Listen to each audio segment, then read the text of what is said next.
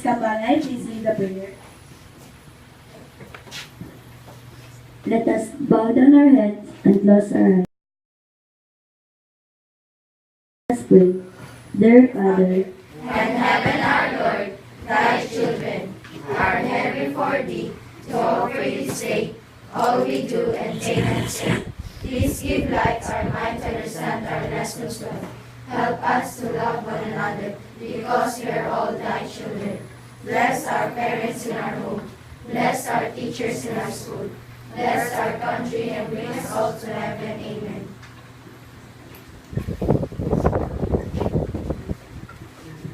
You may all take your seats. Okay, let us check your attendance by group. Group 1, how many are in your group? We are 8 and no absentees, ma'am. Very good, let's give them barangay clap. Okay, how about you, group 2? How many are you in your group? We are 7, ma'am. We have 2 absentees. Who are absent? Gerson and Pasani. Okay, please remind them that they should always come to their class. Group 3, how many are in your group? We are 6, ma'am, and we have 2 absentees. Same reminder to them, okay? Group 4, how many of you are in your group? 5 present and 2 absentees. Okay, who are absent? Natin in this. Susan. Alright. Group 5, We are 7, ma'am, and no absentees. okay, let's give them barangay clap again.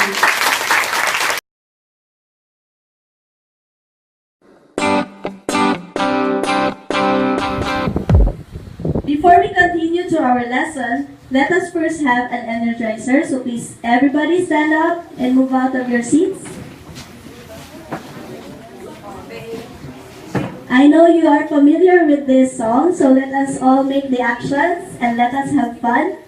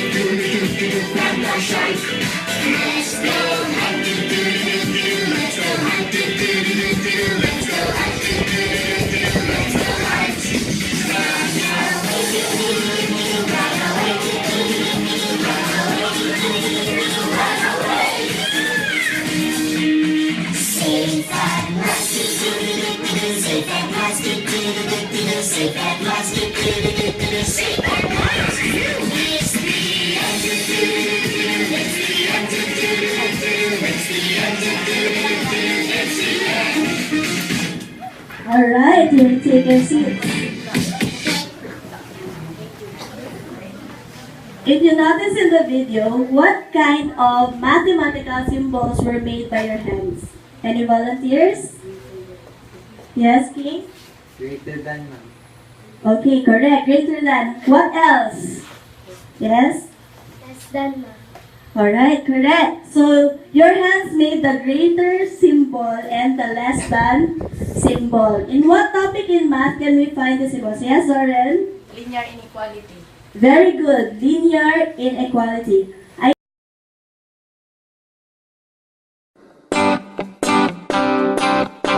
know you are very excited today for our activities. So to guide us, let us look at our objectives. So group 1, you read the first objective while this other group will read the second one. Group 1, go.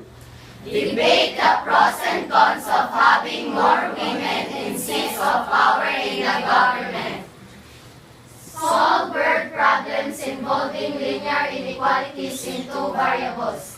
and presenting the solutions using multiple intelligences. Okay, now are there any words that are unfamiliar to you regarding our objectives?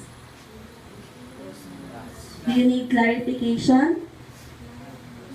None. Splendid! I believe you are all excited for what we are going to do today. But before we delve into that, may I ask, who among you are aware of the issues that our country is facing today? Okay, what issue does our country face today, Yusel? The issues, ma'am, is the war in Marawi, ma'am. Okay, the war in Marawi. Who else can add to what Yusel said? Yes, Zoren? War on Marawi is over and the government had started the rehabilitation in Marawi. Very good. Who else has another issue that our country faces today? Yes? The war on drugs or Oplantokham. Okay, so those are really the issues that we usually find on the news, right? But how many of you have noticed about our politics in the country? Do you agree that there are more men who are in seats of power than women? Yes. It has the proposition, please focus your attention on the screen. There should be more women in seats of power in the government. So last time, I assigned some of your classmates to be the debaters for our debate today. Everybody, let's give a big warm welcome to our debating team. For the affirmative side, debaters, please proceed to your seats.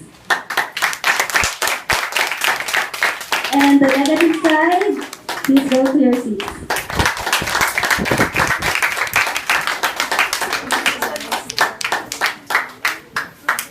To facilitate our debate this morning, I'll turn you over to our moderator, Ms. Jana Rapollo. Give her a big hand.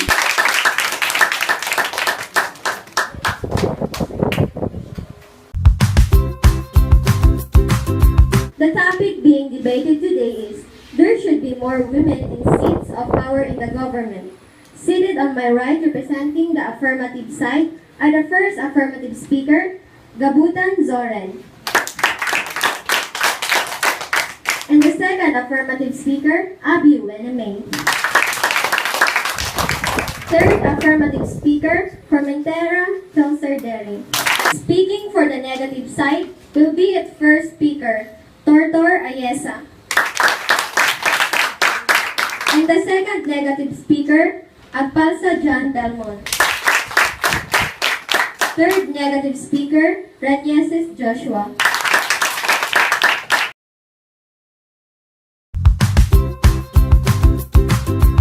Of the House, I extend a special welcome to our judges. Ma'am Cheryl O. Cabrera, Bobby National High School Academic Headmaster Teacher 1. Ma'am Ruth Abrea, HR. Ma'am Raquel B. Docalios, Bobby National High School Reading Coordinator. Ma'am Rastel S. Femengo, Filipino Teacher. Ma'am Odessa U. Pancho, AP Department Head. Ma'am Alma Hermo, MAPI Teacher. Sir Jimmy Salibo, SSG Advisor. The Clerk of the House is Ruilin B. Organiza. And I, Jana Piripolio, I'm your moderator. The debaters will have 2 minutes in which to deliver their remarks. There will be a break of 5 minutes after which the debaters will have 2 minutes each for rebuttal. The clerk will indicate how much speaking time is remaining by raising the time cards. After each debater sit down, I will immediately call the next debator to begin his or her address. Heckling and formal questions will be permitted.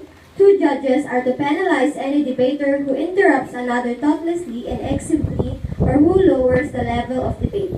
Judges should not confer with one another until after they have scored the debate.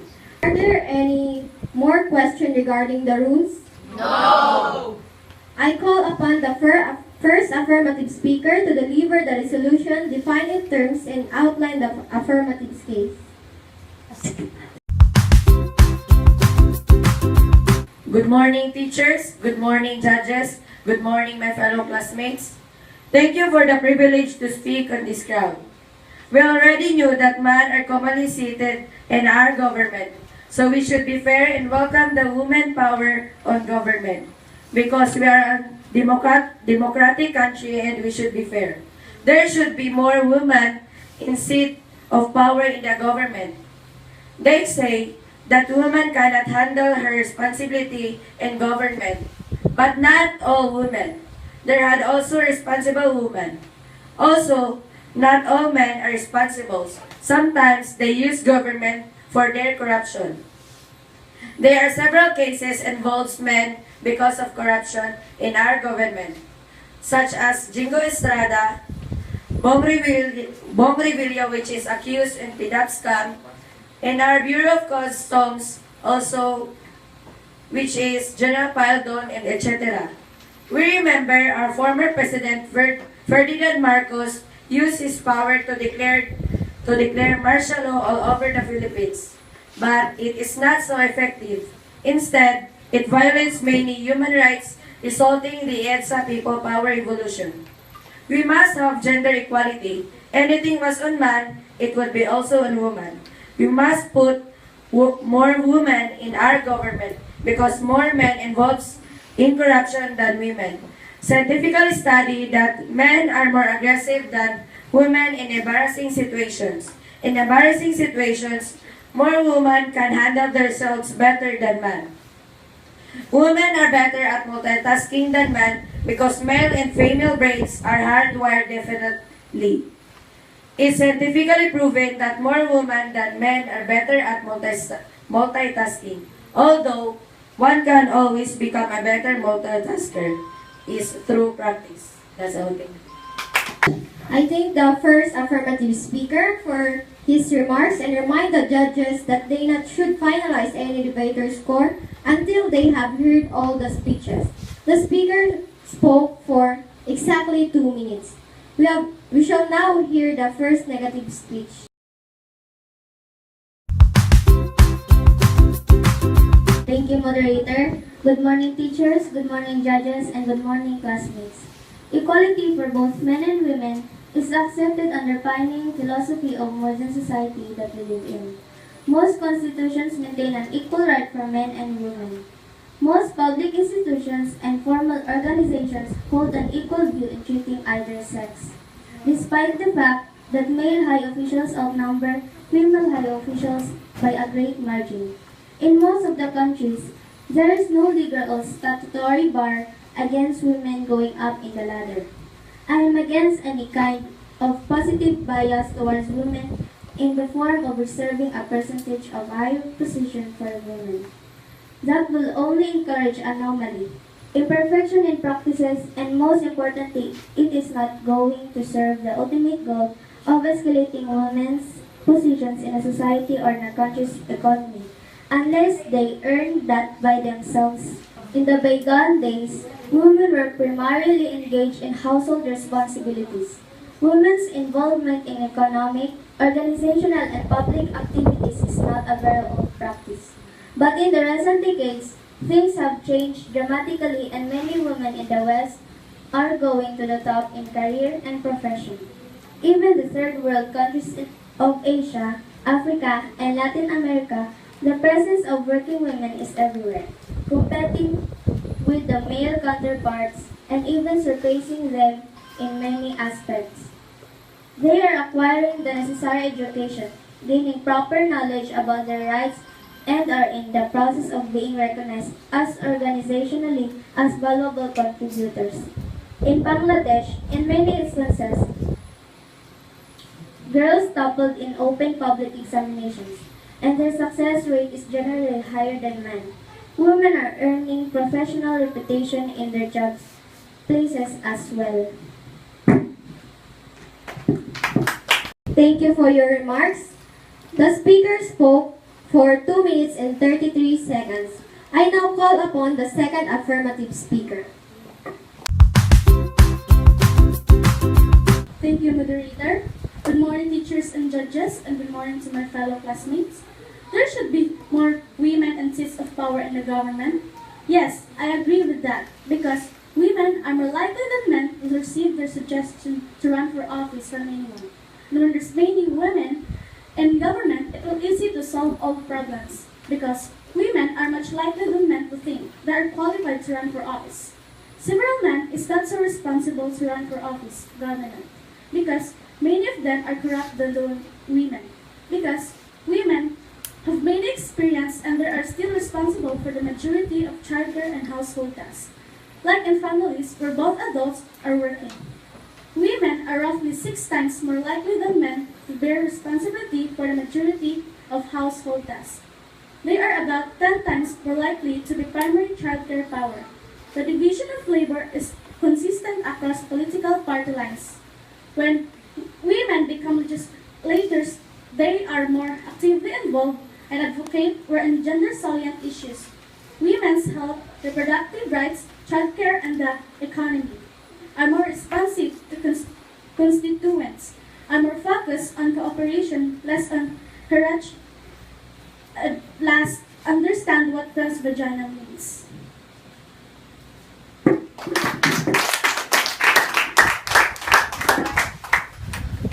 Thank you. The speaker spoke for 1 minute and 20 seconds. I now call upon the second negative speaker.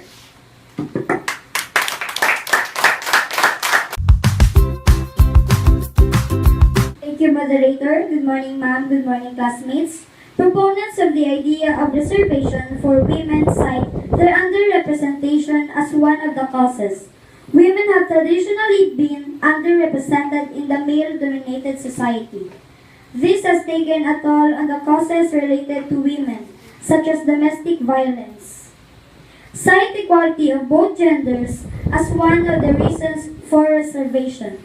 In many parts of the world, specifically in developing nations, in Asia and Middle East, women are not treated equally to men. This has led several people to demand reservation for women. They suggest reserving top positions for women would bring a sense of equality among both genders and harmony in society. Women elected through legal quotas are less respected and have no real power. Women elected through quotas may find it more difficult as they are not preserved as being equally competent as their male counterparts. Quotas set women against each other competing for a certain number of women's seats, which might destroy cooperation and unity. Women react more negatively than men to many aspects of modern campaigns. There are only 3 possible explanations for the lower numbers of women at the top level of this organization. Women are not capable of doing the work that is required at the top. Women do not have desire to be at the top. There are structural impediments preventing women from reaching the top. From Lindsay Lohan, most women in America didn't care about her alleged abuse. That's all. Thank you.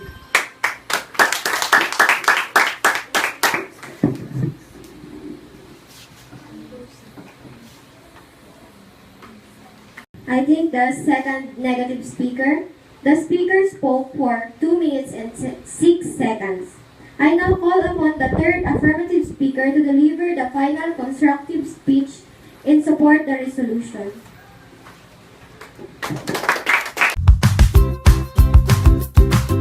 Thank you, moderator. Good morning, everyone. Actually, women are ultimate. The most common justification, the simple explanation that women are more accustomed to performing multiple tasks in and around the home, such as cooking, cleaning, shopping, taking care of children, and planning for the family. If domestic progress is a valid explanation, then truly the logical conclusion would be to encourage more women to do what they do best. Women force themselves to multitasking while ignoring that it may be harmful, slower, or dangerous, such as if you drive, chat, SMS at the same time. It's dangerous, but women are like to do that, so it may be seen women are better at multitasking than men. Multitasking is considered smart. Not only multitasking, but also spelling, reading, empathy, compassion, sympathy, language, and foreign language. Women have a strong instinct which they believe and most of it is true or right. And women really know how to understand, entertain, and convince people. So we will need more women in the seats of government because we'll need an attitude and a strong personality like them. So if we are to be a free country, let's start honoring women and not judge the things that they can do and the things that they cannot do. Thank you. Thank you, third affirmative speaker. The speaker spoke for 1 minute and 32 seconds. I will now call the third negative speaker to deliver the last speech opposing the resolution. It is responsibility to complete the attack on the affirmative case and to defend and summarize the position of the negative.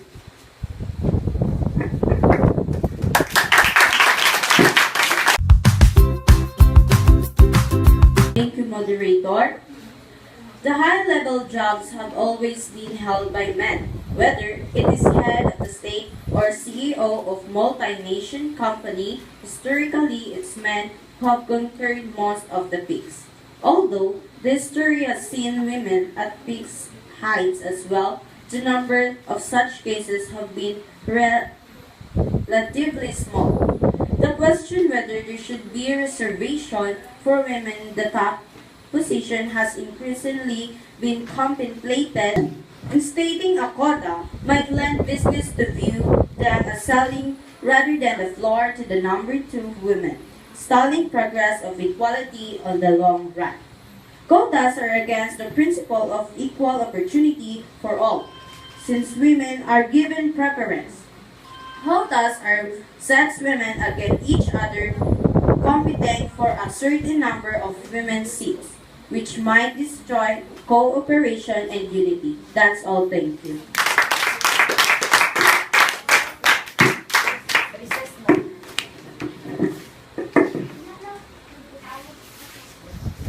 Thank you, third negative speaker. The speaker spoke for 2 minutes and 28 seconds. And now I declare 5 minutes recess, during which the debaters are to prepare their rebuttals. As our debaters are preparing for the questions for the rebuttal, I'm now calling you to go to your groups. And leaders, please come here and get your task cards.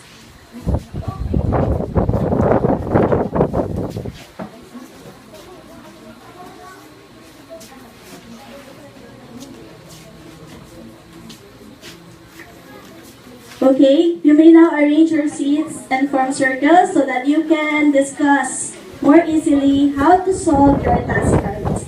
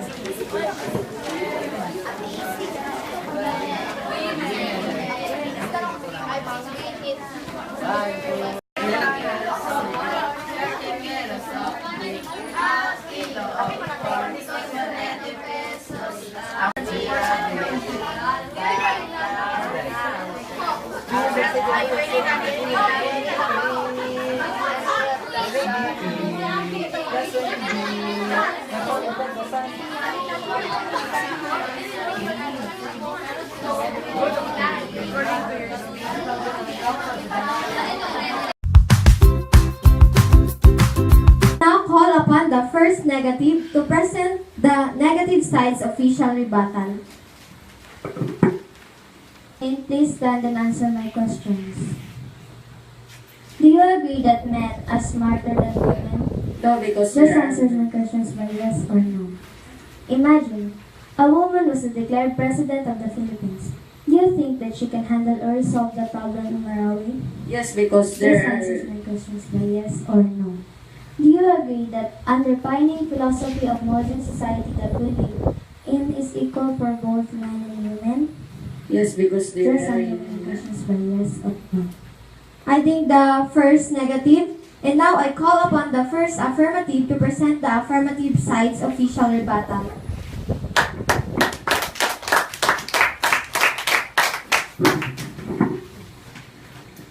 May I request my dear opponent to please stand and answer my questions, please?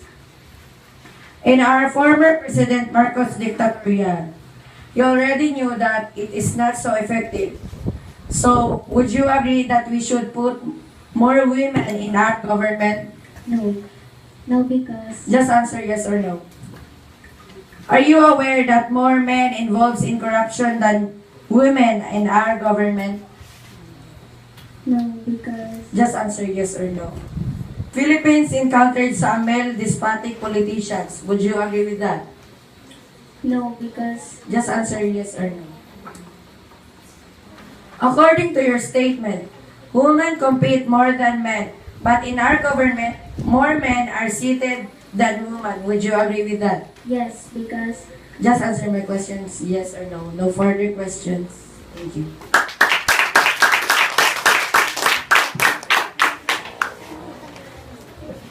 I think the first affirmative. And now I call upon the second negative to present the negative side.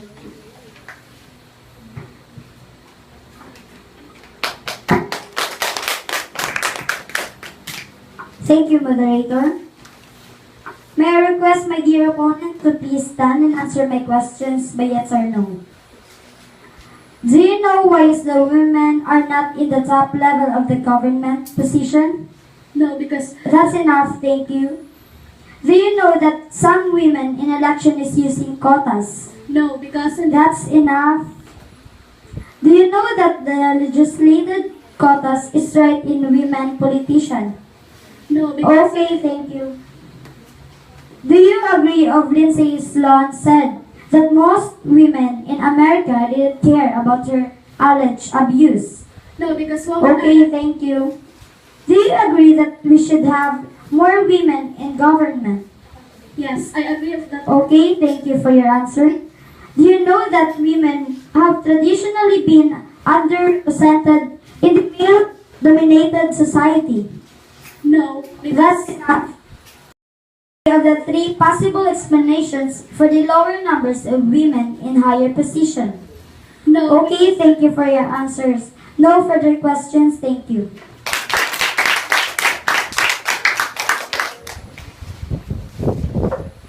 I think the second negative, and now I call upon the second affirmative to present the affirmative side. Do you agree that more seated in the government is men? Yes, we already knew that. Women are much likely than men to think, so they're unqualified to run for office. Are you agree of that? Yes. According to your statement, that women have their limits in their competitions, but more men have over-limited in their competitions. Would you agree with that? No. Okay, thank you. No further questions.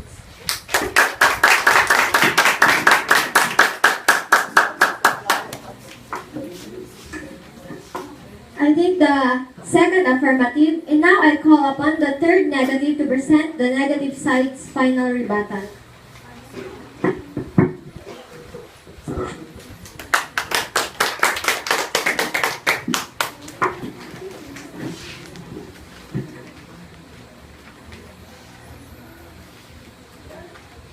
Thank you, moderator.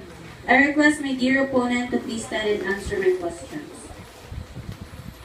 Do you agree that man is hardworking than woman? No, because Answer it by yes or no. Are you sure that women can handle all the pressure of work in the government? yes. Okay. Do you agree that we will have a corrupt people working in our government? No. Okay, thank you. No further questions?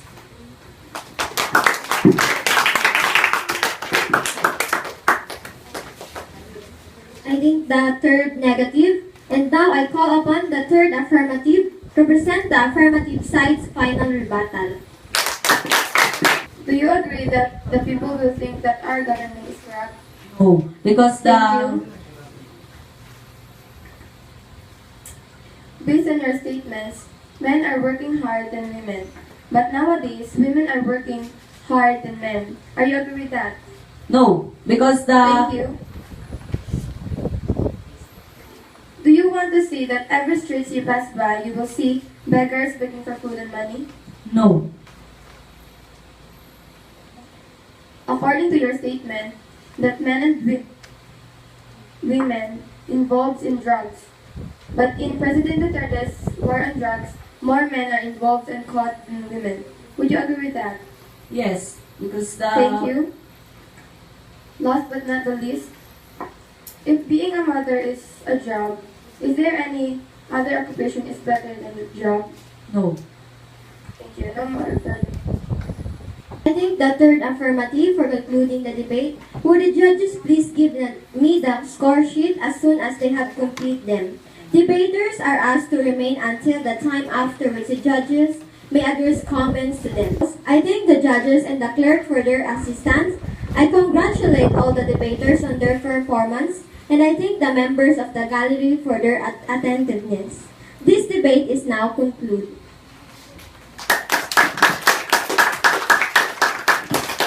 Again, let us give barangay clap for our debaters. 5 million claps for our moderator. 1 million, 2 million, 3 million, 4 million, 5 million. And let us say good job to our clerk. Good job!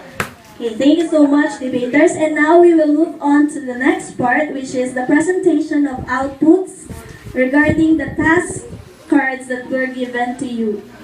So groups, are you ready to present? Yes!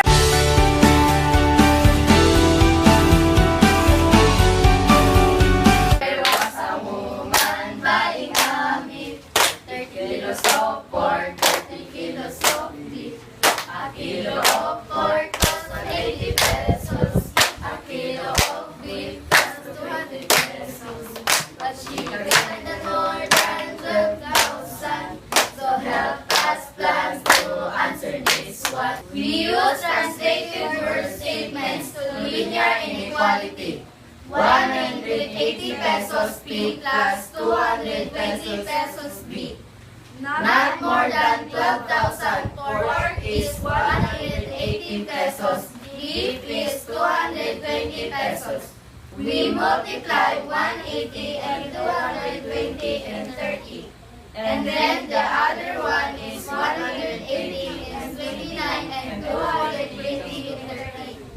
We add it and the final answer are 11,820 and 12,000. That's all. Thank you. Okay, group 2, give a Janisha clap for our group 1. Very good, very good, very good.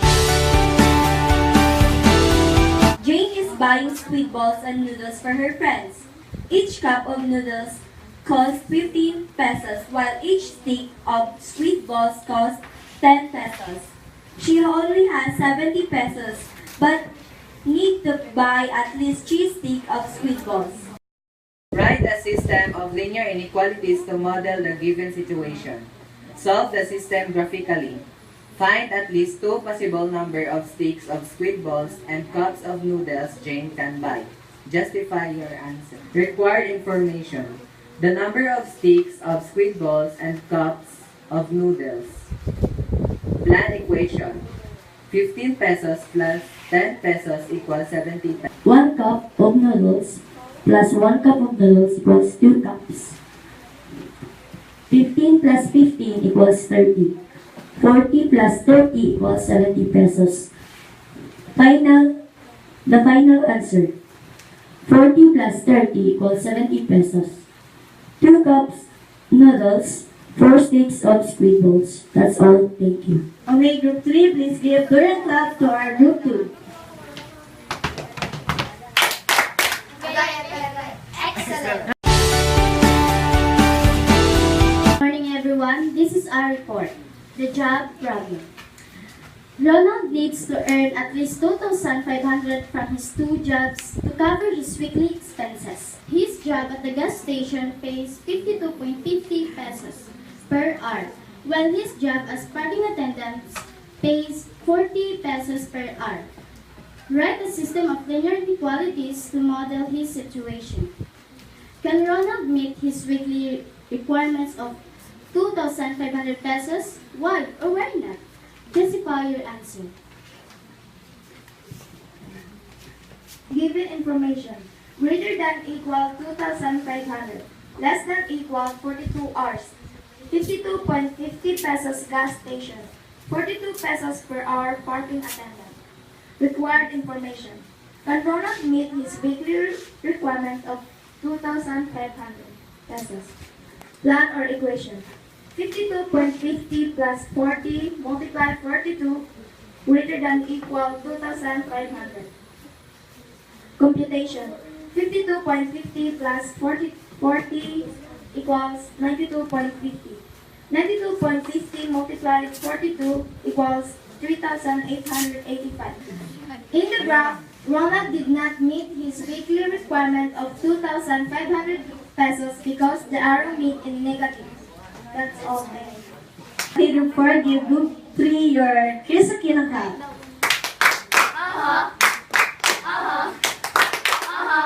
Good job. Good morning, everyone. This is a drama presentation of Group 4.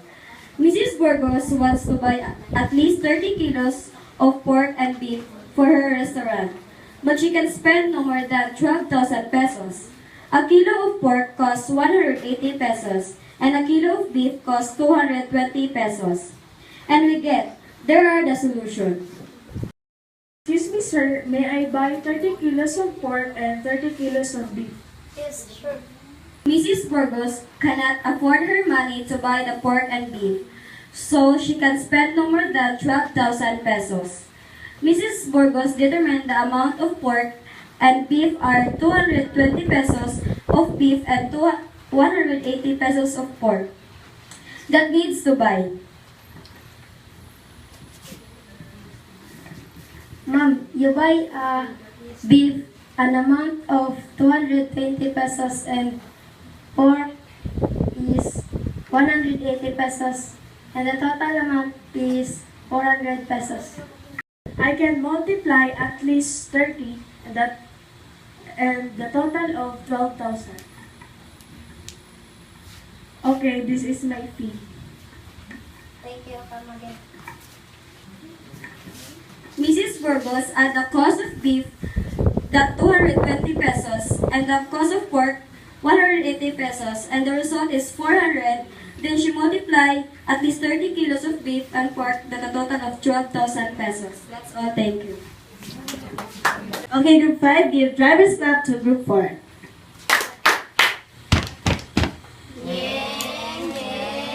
Beep, beep. Good job. In the morning, he is working at the gas station, and at the afternoon, he is working being a parking attendant in a parking area of a mall. Oh, I remember. I need to expend at least 2,500 pesos for my weekly expenses. In morning,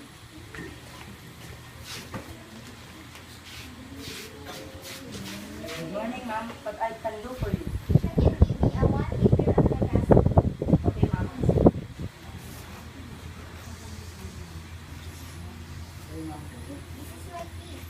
Thank you, ma'am. Come along.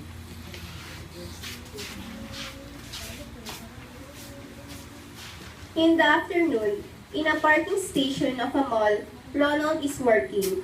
Ronald is waiting for a customer. For a while, one customer came.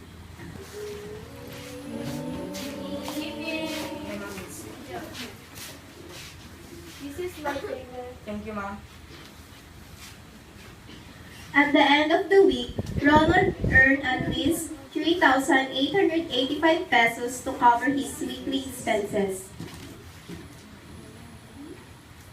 Linear inequality deals with two quantities that are not equals and involve the symbols greater than and less than. The question is, can Ronald meet his weekly requirement of 2,500 pesos?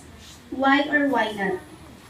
Ronald can meet his weekly requirement at least 2,500 pesos because he is working being gasoline boy with a salary of 52.50 pesos per hour, and parking attendant with 40 pesos per hour.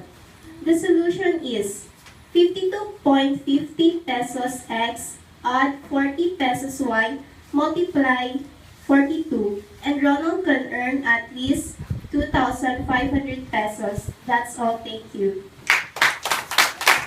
Okay, Group 1, please give Scout Club to our Group 5. Very good. Now, as I see your presentations, I can really say that, wow, Grade 8 Turian is a diverse and talented class. So give yourselves barangay clap. Give also high five to your seatmates. Now, let me see, after hearing the debate, which side do you favor? Please raise your placards to show the side that you chose. Okay, let me see. Okay, so I can see some blue and some pink.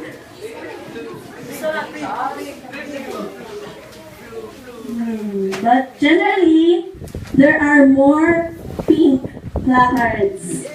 So pink represents affirmative side, while the blue ones represent negative side. Now let me ask you why you chose that side. Yes, Miss Yusel, why did you choose affirmative side? Yes, ma'am. I choose affirmative side because we are here in a democratic country. And women is more industrious than men. That's all. Thank you for that answer. How about from someone who chose the negative side? Yes, King? What is your reason why you chose the negative side? Choose negative side because many women cannot handle hard situation.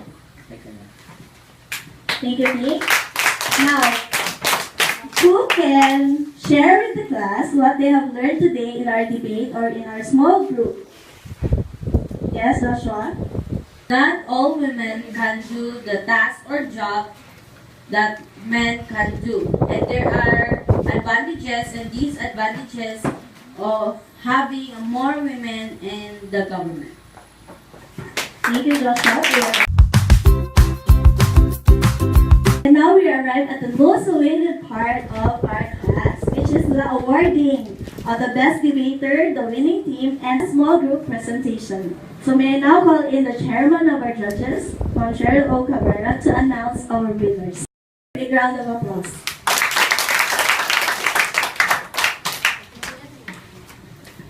Thank you very much, Ma'am Bustos.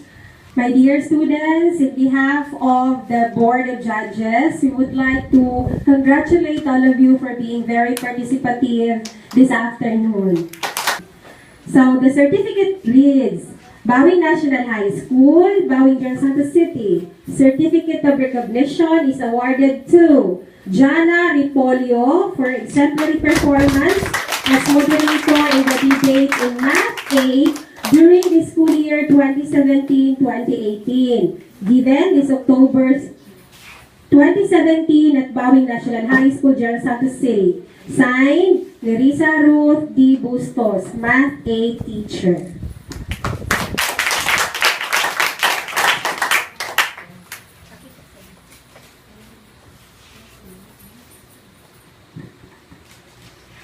And certificate of recognition is awarded to Zoren Gabutan as Best Debater.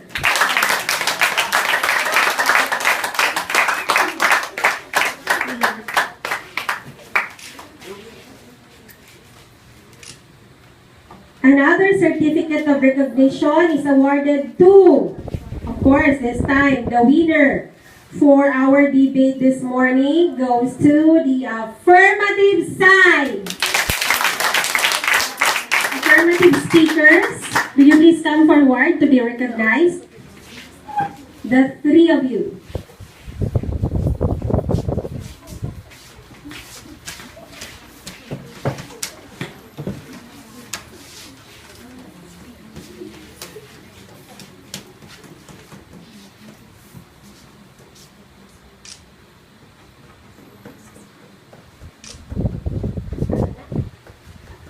And this time, The best group presentation goes to, who do you bet?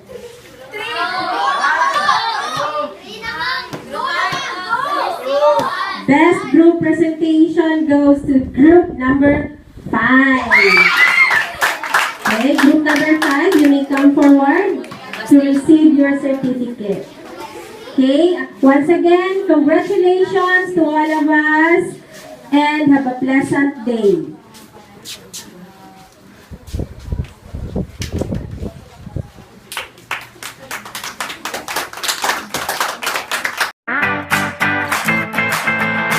For your assignment, please bring out your notebook and copy the assignment written on the screen. So it says, pick a side and research on the proposition. The speed limit of vehicles on roads besides school campuses should be at most 40 kilometers per hour.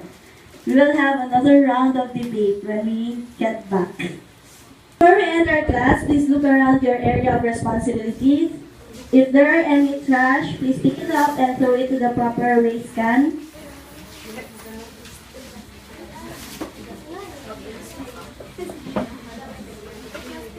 Goodbye, class.